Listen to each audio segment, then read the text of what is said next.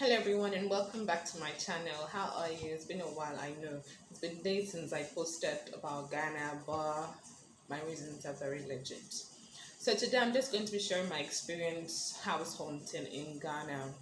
I've done a previous video when I was in Ghana for about a week. Today I'm just kind of like bringing you guys up to date with what's been happening, in terms of my house hunting adventure. And I'd like to state for one that Ghana is a country that I respect very much, that I like a lot because of there's the climate around Ghana that is accommodating, there's a climate around Ghana that is a bit light-hearted and it's inviting for foreigners and fellow Africans. So I enjoy being in Ghana, and Ghana continues to thrive in its economy, even though cost of living can be described as very high for certain people who are still trying to get into the economy and into the system to know how it works.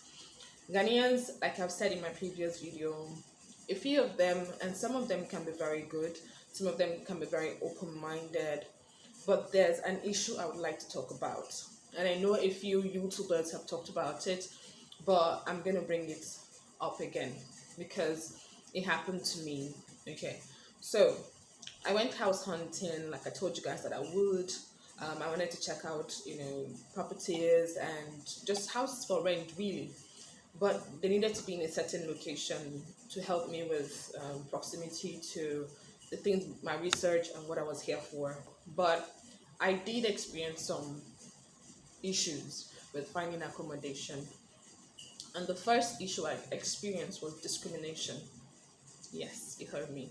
I experienced discrimination as a Nigerian looking for accommodation in Ghana. I was quite shocked. I'm going to tell you for one. I was quite shocked because I know I've heard about it, but I think I took it lightly, and I thought it was like maybe a section of people in the country they were doing that. But it so turned out that a lot of people, this is the perception. So a few Ghanaians, which I'd like to say is, I'm going to come back to what I think this is. A few Ghanaians have the impression that everything about Nigerians is bad. Okay, this, I didn't say all Ghanaians. Okay, I said a few Ghanaians tend to think that every Nigerian is bad. They tend to have an impression of Nigeria, but and it's almost like a confused situation for me, because most Africans, especially most Ghanaians, we have close ties with our movies, with our culture, with our tradition, with the way we approach the Western world, and a few things like that. Our economy and how we tend to interact with, for example, the entertainment world, our cultural world, and tourism and things like that. We almost have some kind of similarities. We like the Nigerian movies, like we like the Ghanaian movies. So we have those kind of relationships. So to have that kind of impression, so if you like that bit about Nigeria, you like our movies, you like our stars, you like what they bring to the table, how they're promoting the African culture and the African, movie world.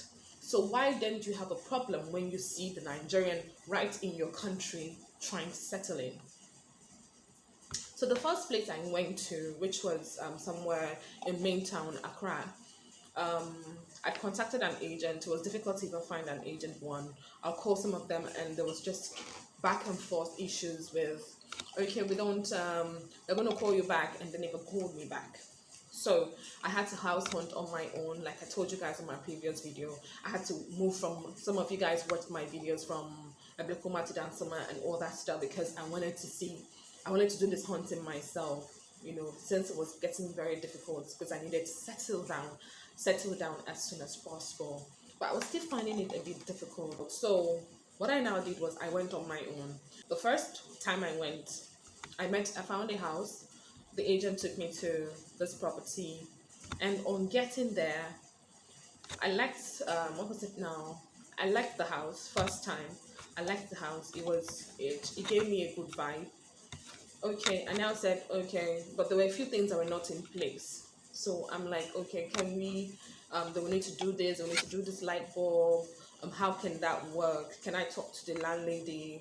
And can she, is there as a price negotiable? Just something that a house hunter is going to ask. Okay, you come into a place, it's not completed, and there are a few things and a few touch-ups that need to be done. Just simple questions. So I asked him politely. He actually became a bit, like acquaintances. And I asked him, I said, can I speak to the landlady, because I want to hear it from her. I need to be sure that she understands and she wants to give this house out to me. So he put her on the phone, and I said, "Good afternoon. My name is Sharon, and I'm trying to rent your property. I like where it's situated, but I have a few concerns, like the light bulb. Are you going to change it?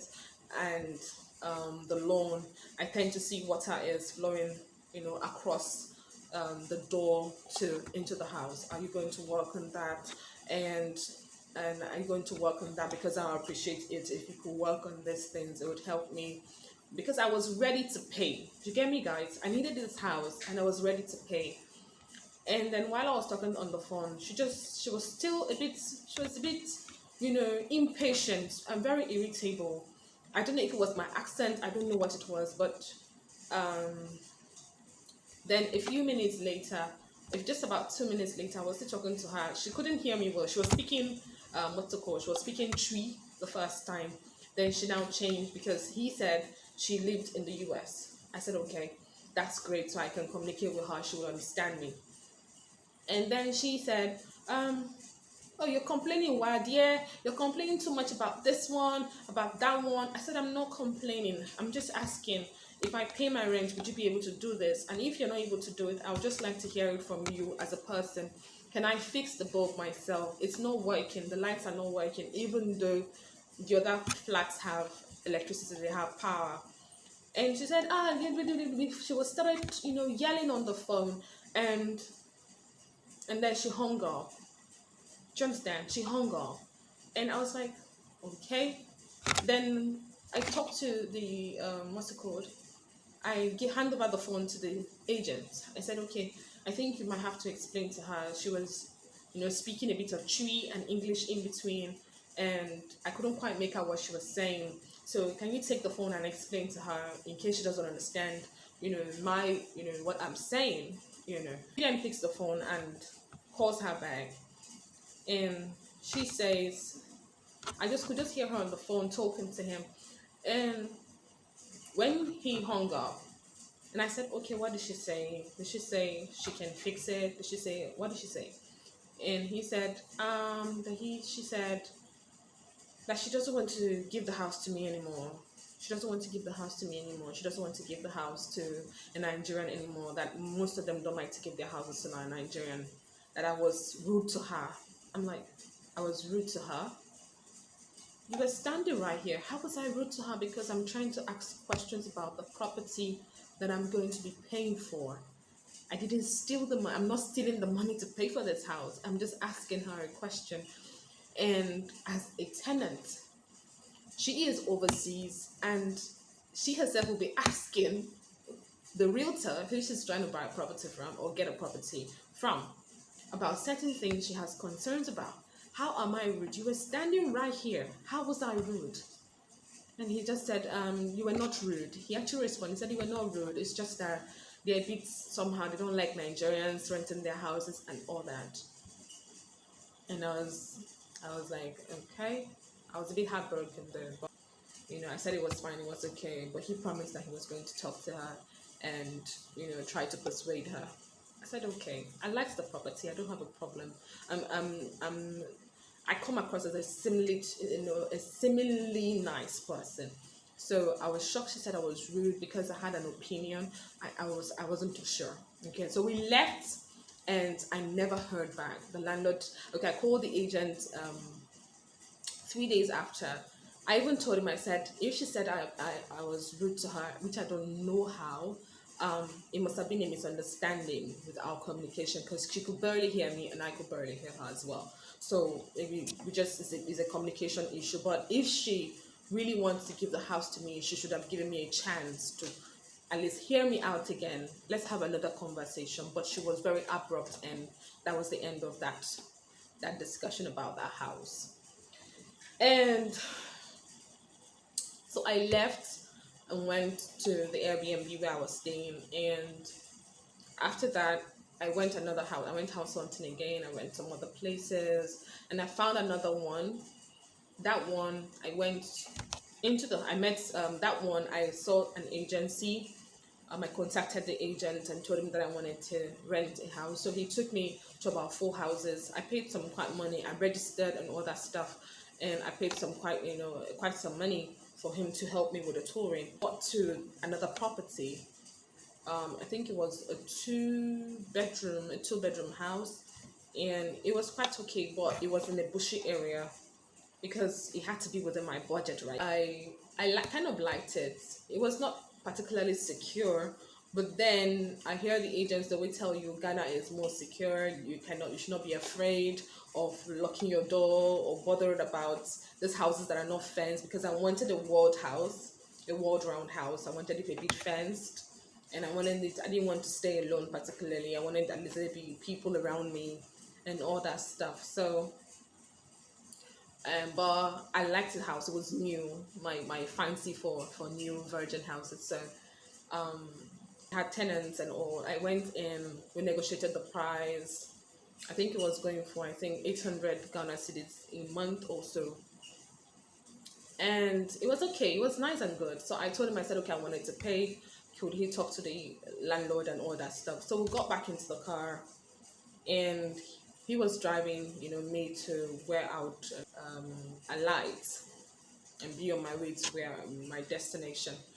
So could hear him. He called on the phone. I could hear him talking on the phone. I'm guessing with the landlord. So I waited a little bit, and I could hear him saying this one, that one. I started picking up on a bit of Twi, their language in Ghana.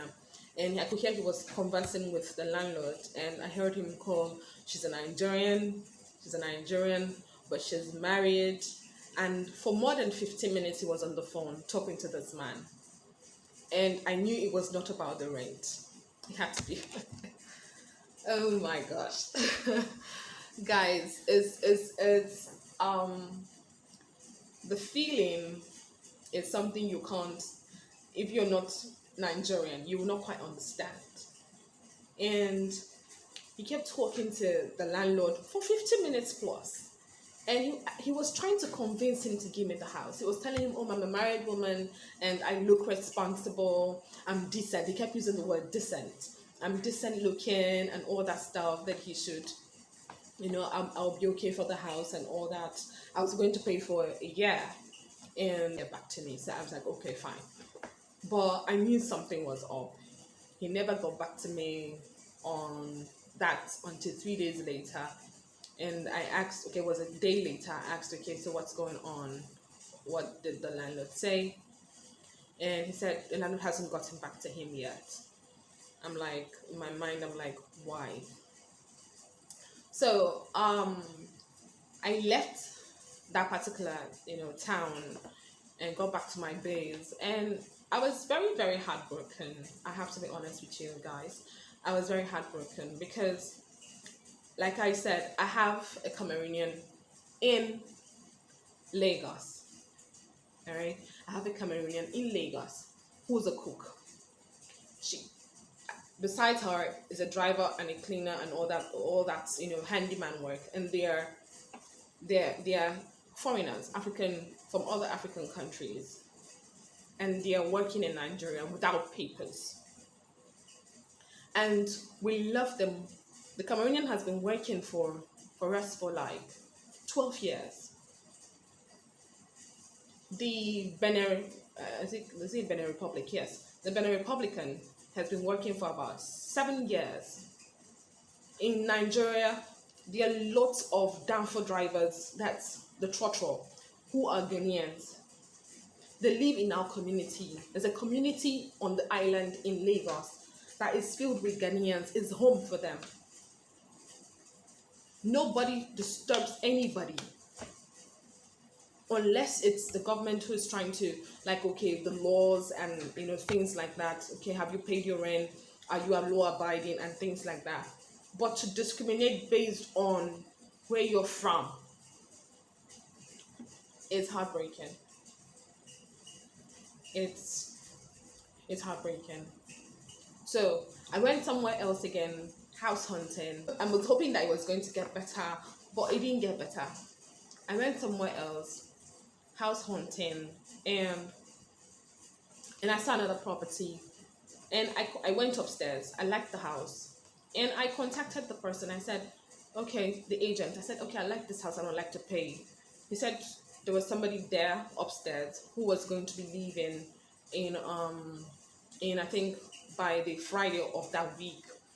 And I'm like, okay, I can wait before I pay, because I need to be sure that the property will be available and it's not a scam or whatever. And I had the money on me to pay. Guys, I had the money on me to waited. So by the Thursday to the Friday, I called my agent and said, okay, so what's happening? I'm ready to pay on Friday. I went, withdrew the money, had it to me, and I was coming to pay for it. And then there was another story. That the landlord said the lady has not moved out.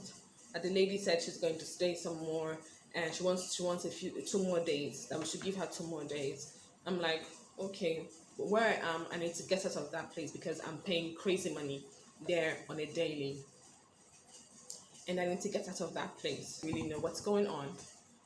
And it so turns out the lady, another postponement. The lady said 1 week after, and then another week and another week. That's what's going on. The lady has refused to move, like this one and that one. And I still felt in my heart, it's another Nigerian issue.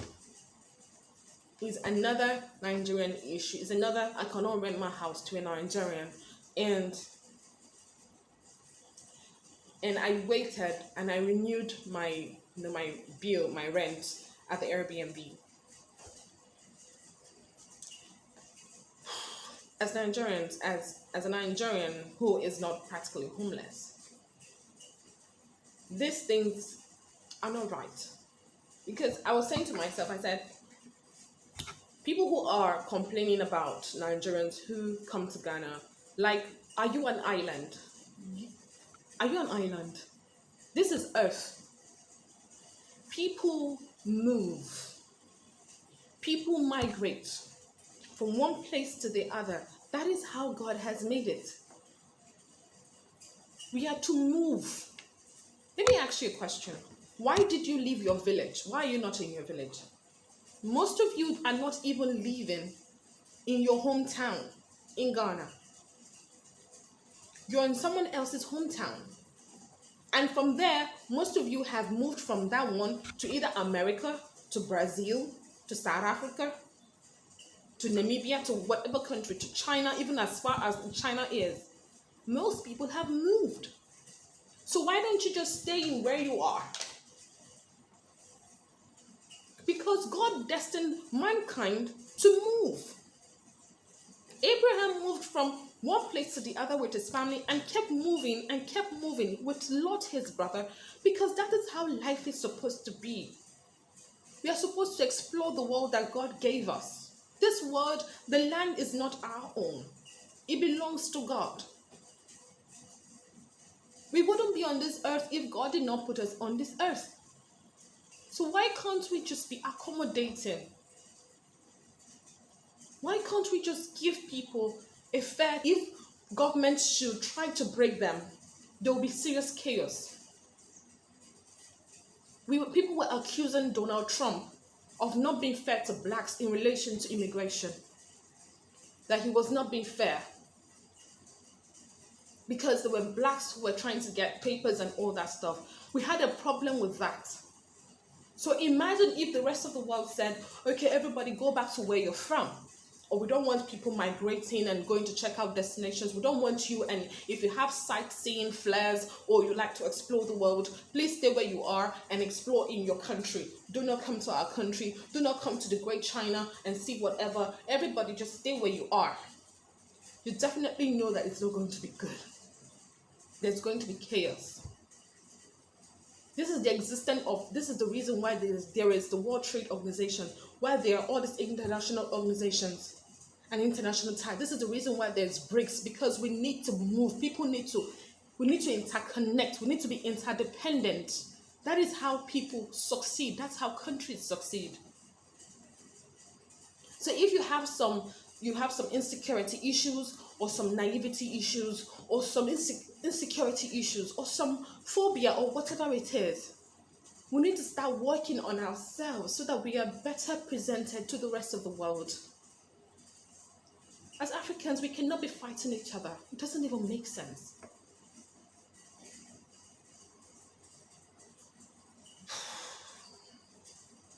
Okay, guys.